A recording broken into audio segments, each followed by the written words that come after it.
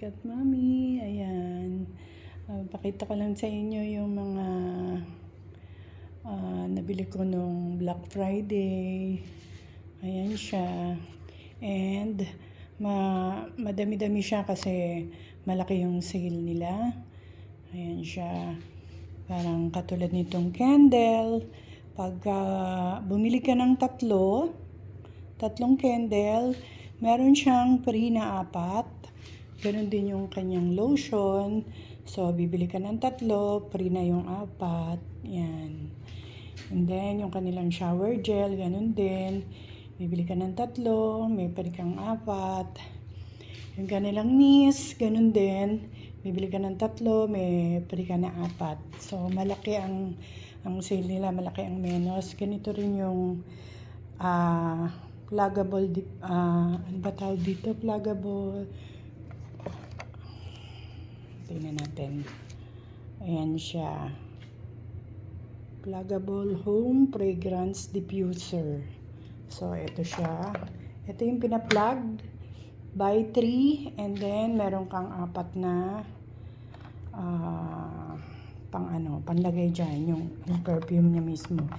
And sa isang box is 2 na yung laman. Yan. And mix and match pala siya, yung kanilang sale.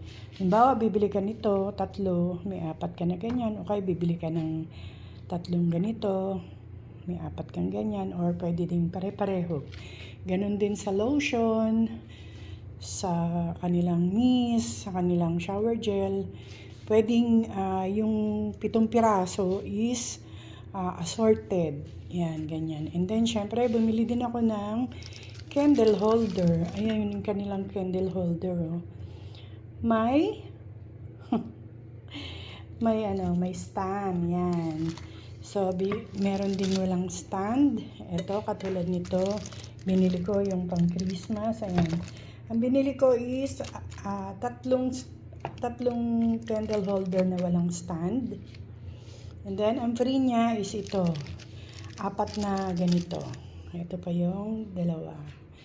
So, ayan. Hindi ko alam kung hanggang kailan ang sale nila. Pero, hanggang ngayon ay sale pa rin sila mula nung Friday. Ayan siya. And malaking menos talaga pag bibili ka pag sale. So, lagi naman silang nagsisale. And pwede kang bumili sa kanila sa store mismo kung makakapunta ka, or kung hindi naman is online. Makakabili ka kung ano yung sale sa site, sa online, ganun din sa store. Yan. And pansin ko lang, mas maraming stock sa online. Kasi minsan sa store, wala yung ibang nasa online. Yan. Kaya lang, kung first time kang bibili or bago yung bibilin mo, mas maganda sa store kasi maaamoy mo yung mga mist nila, yung lotion. Makakapili ka ng gusto mong scent. Yan. Yan.